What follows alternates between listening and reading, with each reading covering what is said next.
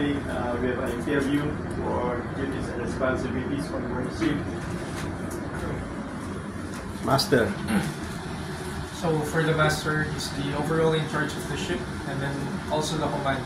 Also, he's the one being in charge or assigned by the company as the representative to be in communication with other external parties. Okay, Chief Officer.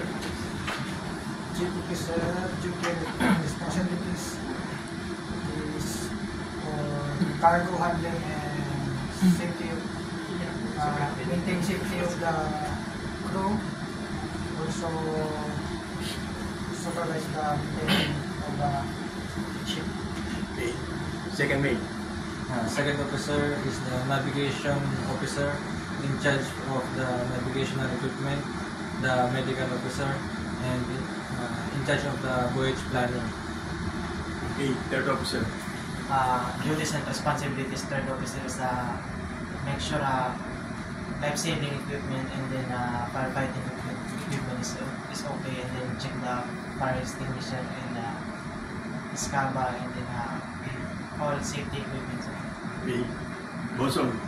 Job orders that are given by chief mate will be in charge, will be bosun, and all of the maintenance and other work and other operations like pilot boarding and mooring. Bosun will help with these aids.